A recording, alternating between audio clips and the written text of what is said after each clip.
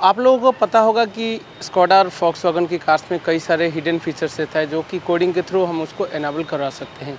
लेकिन मार्च 2024 के बाद जितने कार्स मैन्युफैक्चर हो रहे हैं उसमें SFD2 लॉक के कारण बहुत सारे फीचर्स नहीं हो पाते अनलॉक। तो इसके ऊपर पहले से कई सारे वीडियोज़ हैं हमारे चैनल पे, लेकिन क्या है कि बहुत सारे 40 के आसपास फीचर्स हम अनलॉक करा के दिखा देते हैं, लेकिन जो काइलैक हो गया या फिर जो कार्स मार्च 24 के बाद मैन्युफैक्चर्ड है उसमें बहुत कम फीचर्स होते हैं। तो फिर उनके लिए वो वीडियो इतना यूजफुल नहीं रहती, क्योंकि उनको लगता है कि वीडियो में तो 40 फीचर्स दिखाया गया लेकिन हमारे लिए बस 15 to 16 फीचर्स अवेलेबल है। तो आज इसीलिए हमने स्कोडा की काइलैक कार में जितने भी फीचर्स पॉसिबल है वो सब अनलॉक कराएंगे और आपको एक एक करके एक्सप्लेन कराएंगे कि कौन कौन सी फीचर का क्या यूज़ है और कौन कौन सी वेरिएंट में कौन कौन सी फीचर इनेबल करा सकते हैं। तो मैं तो आपको स्कोडा काइलैक की जो प्रेस्टीज हो गया और सिग्नेचर, ये दोनों मॉडल में कोडिंग करा के दिखाऊंगा, लेकिन सेम फीचर एप्लीकेबल है बाकी सारे कार्स के लिए, जैसे टाइगुन, वर्टस, लाविया, कुसा कोई भी हो, सभी कार्स में एप्लीकेबल है। वेरिएंट वाइज अलग अलग होगा। मैं आपको उसमें मेंशन कर दूंगा वीडियो में कि कौन सा फीचर किस वेरिएंट के लिए एप्लीकेबल है। सबसे पहला फीचर जो है स्टार्ट स्टॉप बटन पल्सेशन। ये जनरली आपका जो टॉप वेरिएंट होता है, प्रेस्टीज हो गया या फिर GT हो गया आपकी वॉक्सवैगन की, उन वेरिएंट्स में स्टार्ट स्टॉप बटन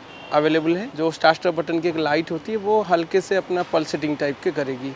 ये विजुअल इफेक्ट है, ऐसा कुछ फंक्शनैलिटी वाइज कुछ चेंजेस इसमें है नहीं। सेकंड फीचर है enhance torque vectoring using XDS। आप जब हाई स्पीड में जब कॉर्नरिंग करते हैं तो गाड़ी का ट्रैक्शन और ये बेटर कर देती है। ये फीचर ऑलरेडी कार में है, लेकिन हम उसको और थोड़ा उसका लेवल इंक्रीज करा देते हैं। हिल स्टार्ट असिस्ट, जो कि आपने देखे होंगे बेस मॉडल या फिर बेस के ऊपर जो मॉडल है, मतलब काइलैक के केस में क्लासिक और सिग्नेचर, ये दोनों वेरिएंट में ये फीचर अवेलेबल नहीं है। और सबसे ज़्यादा यही फीचर एक्सक्लूसिव फीचर है इन दोनों बेस मॉडल के लिए। ये क्या करती है कि दो से 3 सेकंड तक आपको गाड़ी को स्लोप में पीछे जाने से रोक देती है। देन आ जाते हैं AC पे। AC अगर आपकी मैनुअल वाली है तो उसमें कोई भी फीचर इनेबल नहीं हो सकती।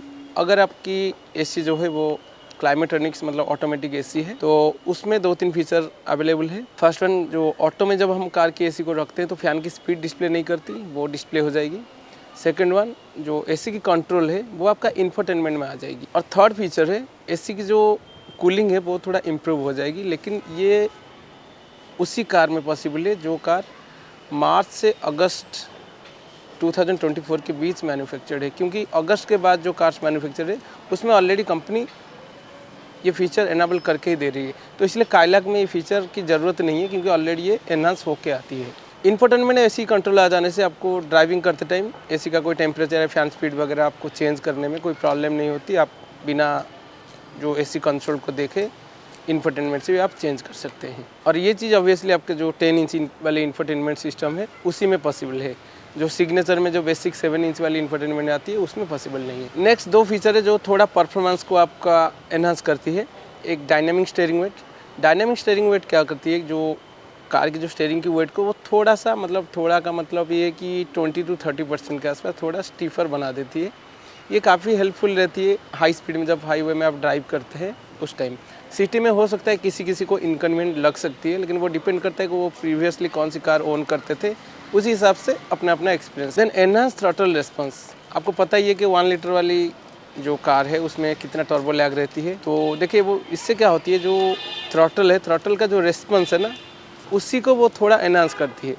मतलब आप समझ लीजिए, अगर मैं ग्राफिकली आपको एक्सप्लेन करूंगा, आप जब थ्रॉटल प्रेस करते हैं, गाड़ी अभी खड़ी है, जैसे मूव करना स्टार्ट करती है, थ्रॉटल प्रेस करते हैं, आपको ग्राफिकली अगर मैं दिखाऊंगा, अगर इस टाइप का अचानक से पुल करने लगती है तो ये थ्रॉटल रिस्पॉन्स जब हम एनाबल करा लेते हैं वो ऐसे लीनियर टाइप का करती है 85 डिग्री एंगल में। मतलब आपको थोड़ा इंस्टेंट पिकअप फील होने लगा। लेकिन हाँ, कुछ केस में आपको सिटी के अंदर हो सकता है आपको माइलेज 1 किलोमीटर के आसपास ड्रॉप मिल सकती है, लेकिन वो अपना ड्राइविंग हैबिट्स के ऊपर डिपेंड करती है। देन आ जाते हैं इंफोटेनमेंट में। इंफोटेनमेंट, अभी जो फीचर मैं बताऊंगा इंफोटेनमेंट के बारे में, वो सभी फीचर आपको अवेलेबल होगी अगर आपके कार में 10 इंच वाली इंफोटेनमेंट सिस्टम है तो। पहला फीचर है ऑफ रोड और स्पोर्ट्स व्यू। ऑफ रोड में क्या होती है, आपको टायर एंगल और अल्टीट्यूड, ऑयल टेम्परेचर, ये सब दिखेगी। स्पोर्ट्स में आपको, स्पोर्ट्स व्यू में आपको कार की स्पीड, कार की RPM, यही सब टेक्निकल इन्फॉर्मेशन दिखेगी। उसके अलावा आप व्हीकल स्टेटस के अंदर अगर जाएंगे तो यहाँ पे स्टार्ट स्टॉप करके जो छोटा सा दिख रहा है, ये क्या करेगी, जो आपकी automatic engine idle auto start stop system वाला जो फंक्शन है, जब आपकी इंजन बंद नहीं होती है तो क्यों बंद नहीं होती है यहाँ पे दिखाएगी। तो मैं क्लियर कर देता हूँ कि ये जो ऑटोमेटिक इंजन स्टार्ट स्टॉप वाली फीचर है, इसको हम परमानेंटली बंद नहीं कर सकते कोडिंग के थ्रू। ये बस यहाँ पे रीजन दिखा सकते। ये जो इन्फोटेनमेंट की कलर थीम का मतलब यहाँ पे जो सेटिंग्स के अंदर ये यहाँ पे ये सब जो दिख रहा है ऑरेंज कलर की, ये रेड कलर या फिर ब्लू कलर, ये दो कलर में से कोई एक कलर में चेंज हो सकती है, लेकिन वो फिक्स्ड है। आप अपने पास मतलब कस्टमाइज नहीं कर सकते बाद में कि आज मन किया ब्लू, कल मन किया ऑरेंज, इस टाइप का नहीं, वो one time single time type का है। उसके बाद बीट ऑडियो करके एक फीचर है। बीट ऑडियो में इसलिए बोल रहा हूँ, एक्चुअली वहाँ पे मल्टीपल ऑप्शन है। हरमन हो गया, बीट ऑडियो, कैन टर्न, ऐसे बहुत सारे हैं, लेकिन मोस्टली लोग प्रीफर करते हैं बीट ऑडियो, इसलिए उसका नाम ही बीट ऑडियो हमने रखे हैं। इससे आपका audio quality same speaker, same infotainment के साथ भी थोड़ा ऑडियो क्वालिटी एनहांस हो जाएगी। और एक फीचर इसमें पॉसिबल है जो कि वीडियो इन मोशन। उसमें क्या होता है कि आप जो सी टाइप पोर्ट यहाँ पे दिया गया है और आपका इंफोटेनमेंट अगर 10 इंच का है तो आप यहाँ पे OTG अडेप्टर लगा के USB-C to USB-A type adapter pen drive use करके चलती हुई गाड़ी में वीडियो देख सकते हैं। देन आ जाते हैं जो इंस्ट्रूमेंट क्लस्टर या फिर डिजिटल कॉकपिट जो भी बोलते हैं, इसके ऊपर ये अगर आपका डिजिटल है और मार्च 2024 के बाद आपकी कार मैन्युफैक्चर्ड है तो इसमें एक सिंगल फीचर एनाबल नहीं हो सकता, सच एज स्पीड वार्निंग। यहाँ पे जो RPM मीटर, ये तो स्कोडा में पहले से आती है लेकिन फॉक्सवैगन में नहीं आती, तो उसमें नहीं हो सकता। और इसके जो कलर भी चेंज हो जाती है वो भी पॉसिबल नहीं है। टायर एंगल यहाँ पे डिस्प्ले हो जाती है, रिफिल क्वांटिटी डिस्प्ले हो जाती है, ये सब कुछ भी पॉसिबल नहीं है। ये पहले पॉसिबल हो जाती थी। तो अब आ जाते हैं, अगर इनकेस ये डिजिटल ना हो के एनालॉग इंस्ट्रूमेंट क्लस्टर हो तो उस केस में क्या होगी। उस केस में आपको 4-5 फीचर यहाँ पे मिल जाएगी, जैसे कि नीडल स्वीप हो गया। देन ये जो बैकलिट, ये कभी कभी आपने नोटिस किया नीडल की लाइट दोनों ऑन रहती है इवनिंग के टाइम और बैकलिट ऑफ रहता है, वो परमानेंटली उसके साथ भी ऑन हो जाएगी। रिफिल क्वांटिटी, ऑयल टेम्परेचर और ये जो डोर ओपन करने से जो बीप बजती है इग्निशन के टाइम, वो भी या तो चारों डोर के लिए इनेबल हो जाएगी या तो रिमूव हो जाएगी। तो ये सारे जो फीचर अभी मैंने बताया, ये सारे इंस्ट्रूमेंट क्लस्टर रिलेटेड फीचर्स है और ये तभी पॉसिबल है अगर आपके कार में एनालॉग इंस्ट्रूमेंट क्लस्टर है। नेक्स्ट आ जाते हैं एक सबवूफर के लिए, मतलब एम्पलीफायर के लिए भी एक सेपरेट फीचर है जो कि डाइन ऑडियो करके है। उससे क्या होता है, जैसे मैंने बताया बीट्स ऑडियो, वैसे ही ऑडियो क्वालिटी थोड़ा वो एनहांस कर लेती है। ये आपको क्लियर हो गई होगी कि जो SFD2 के बाद जो मार्च 2024 के बाद जितने कार्स मैन्युफैक्चर है उसमें क्या क्या फ़ीचर एनाबल हो सकता है।